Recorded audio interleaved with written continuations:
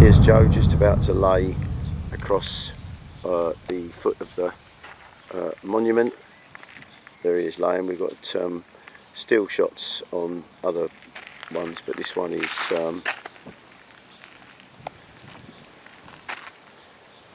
a moving ones. This memorial monument, the cross, sword obviously, it's a war tribute, is at Merville, where there's a battery of 15cm guns which were stormed by 9th Parachute Battalion, and they were led by an officer called Otway. Here is a bust of him, Lieutenant Colonel Terence Otway. Someone's laid a little tribute there to him. Site is just a short journey by car from where we're staying at Ranville. We're doing a little round robin today in our local area before we depart tomorrow. This is our kind of wind up of the whole tour, and we thought it was appropriate with these because they're very close to where we are, so they're relatively simple to get to, and we can get a few bits and pieces in today. We're going to be revisiting the museum at Pegasus Bridge later today, not for any major reasons. We did all that yesterday with the handing in of the papers from Major Howard and so on, and photographing the man putting in the military medal and papers of donating that to the museum of Company Sergeant Major McGuinness. But here we are. Here's a German gun bunker. This would house, or would have housed, 150mm, 15cm German gun. It's positioned here, slightly in from the beach side, because the whole point of this is that it's going to enfilade the beach. So it was absolutely vital it was taken before the landings occurred, because in this position it's going to enfilade the beach, and that means that it will cause massive casualties. Enfilading fire is common.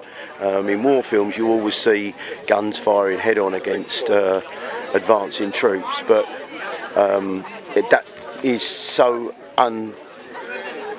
technically inaccurate and historically inaccurate, and particularly with the Normandy, in reference to Normandy, all effective artillery is twofold. Firstly, it's fires in enfilade, and secondly, as a result of when you have left and right flanks enfilading, you will then get a matrix of artillery fire. So in the advancing troops are getting hit from all sides, and it effectively, you go through the ranks. You can't really fail to hit a target with enfilading fire. Some modern reenactors here. These are representing their recreation is in honour of the French commandos who served, Free French. They served under or within the order of battle of the British, wearing British uniforms with French shoulder flashes. You can probably see them on one or two of the reenactors there, and the cap badge would be French as well. But apart from the insignia, the uniform is British, and the rifle that they're carrying looks like a Lee Enfield 303. Here's a view from on top of the bunker in an anti-aircraft cupola. I'm looking here at fixings which would suggest it's a heavy machine gun position to defend on the top. What you can see on top there are just the ventilation points for down below. There's fixings there for camouflage netting, you can see, and the whole is covered in earth, which is an impact shock absorber for blast and so on. Never was the case here, as far as I can see, because obviously the thing was taken by a storm by the French commandos accompanying the British 9th Airborne. So it's Dakota over there outside the museum. That looks like it's the historian's car from yesterday evening. I can't remember the historian. I think Holland is his surname. Tim Holland, I'm not sure, but anyway, I'll get a word on that later. Anyway, there we go, just inside the gun emplacement, and that is in much better condition than the one at Omaha, on the heights of Omaha. It's a good example of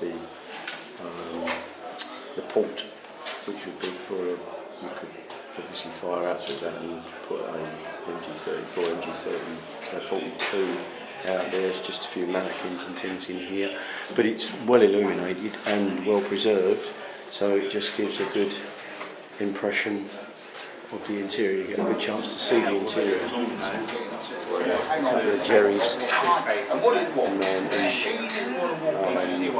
artillery piece. You've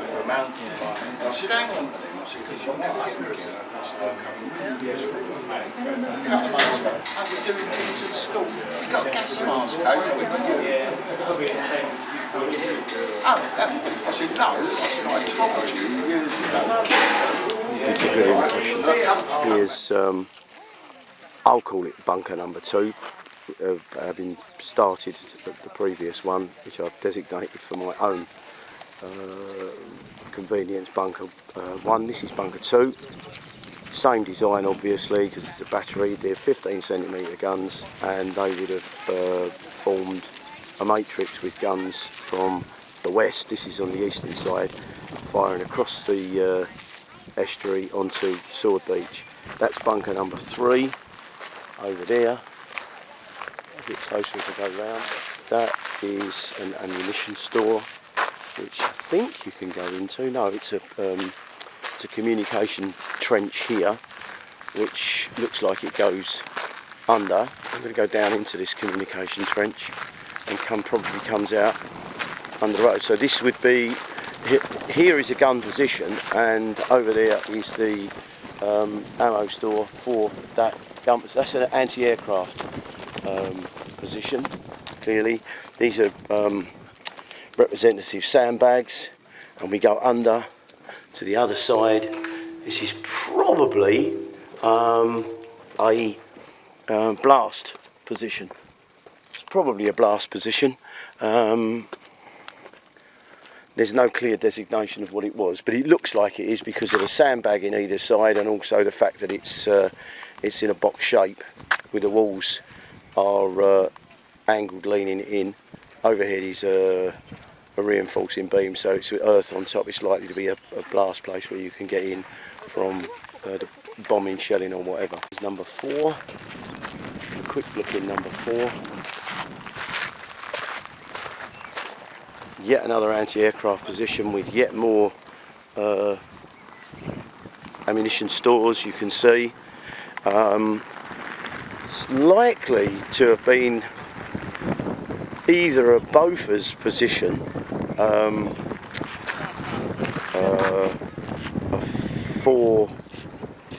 4-gun multiple Bofors, 40mm Bofor, or it could have been an 88 position, but it looks slightly small for an 88.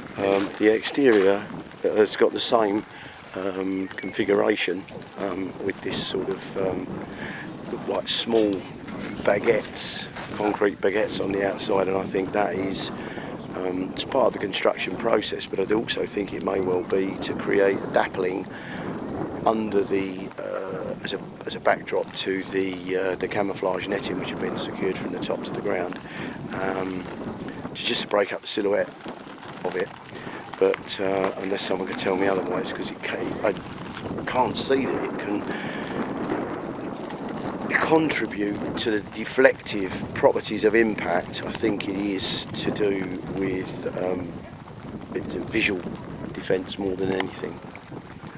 Unless anybody can correct me on that. If anybody can tell me exactly what this configuration is for, what purpose it serves, I'd love to know. There's Dakota. It's kitted out as you can see underneath, canisters in canvas covers, which would be supply canisters, so this would be a logistical Dakota. And there's a famous acronym on the side, SNAFU, which is situation normal, all fucked up. That's where we are. We're just on our way now. We're going to go, I believe, we're off to Sword Beach, and we're going to, there's a duck, which is one of the amphibians that was used at the Normandy landings. Yeah, we're off to Sword Beach now, and Joe's going to collect his last pot of sand from there.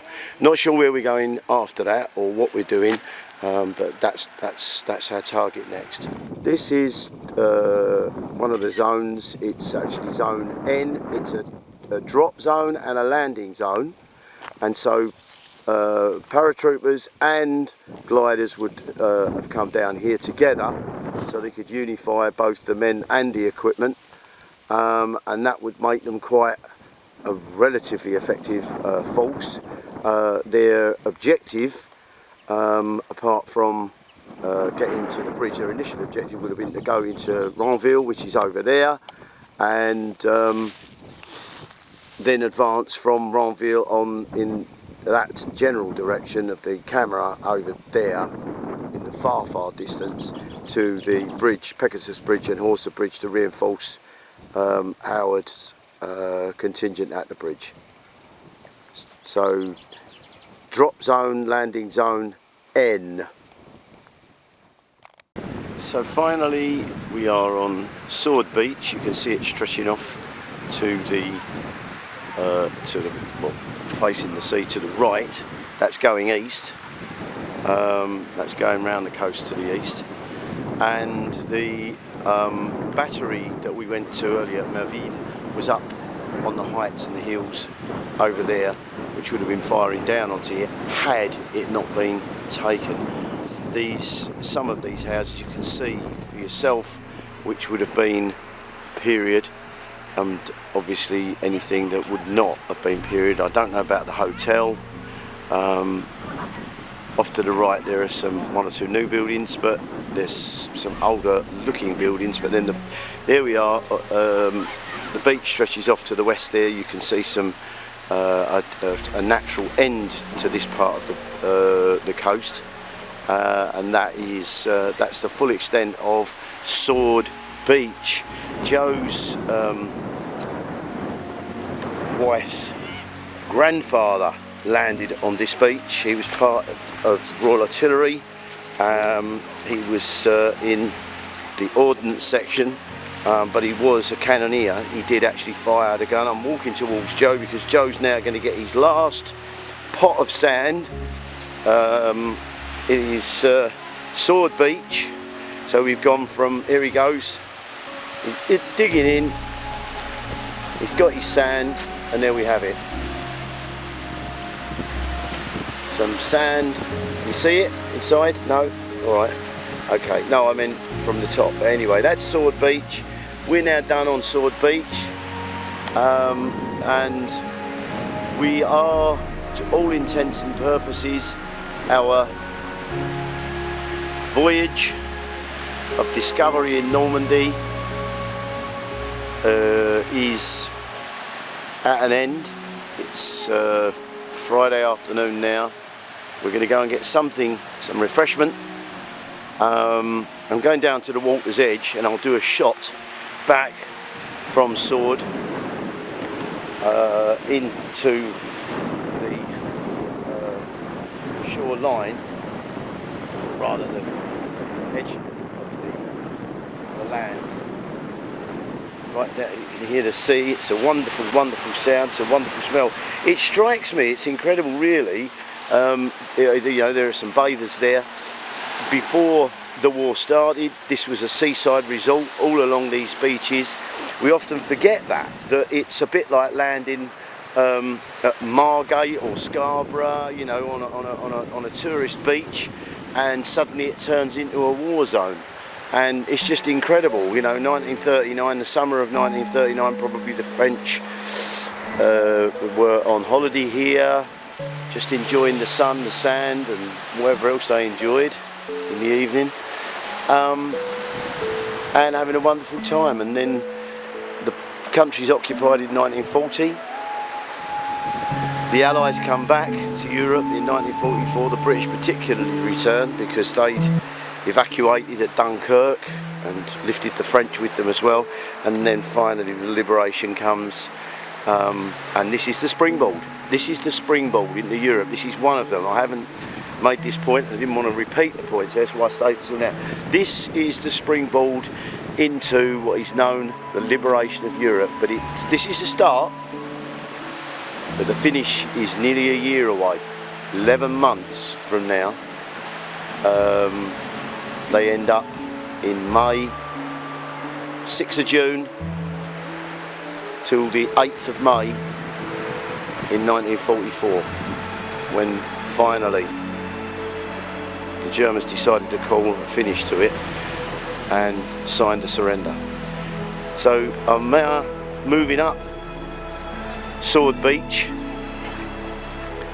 which the British would have done, but I've got the luxury of strolling my hand in my pocket in the sun. Some British tourists with their, or visitors with their kids playing on the beach, just like kids would have done up to the Second World War, and as they probably have done for the 80 years since, or 78 years since the end of the war. So there we are. It looks like our tour has come to a final point. We're off back to England tomorrow, which is Saturday the 8th, but we're now going to go and get some refreshment because we won't get food this evening. We're going to the chateau.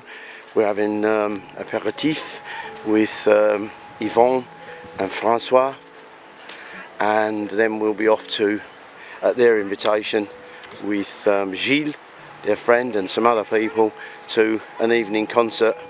I think it's a jazz concert in Ranville, unless it's somewhere else that I've not understood. But we're going off to Ranville. So there we are, one more panoramic of Sword Beach. This is where Joe's, I think I mentioned it anyway, Joe's wife's grandfather landed on this beach.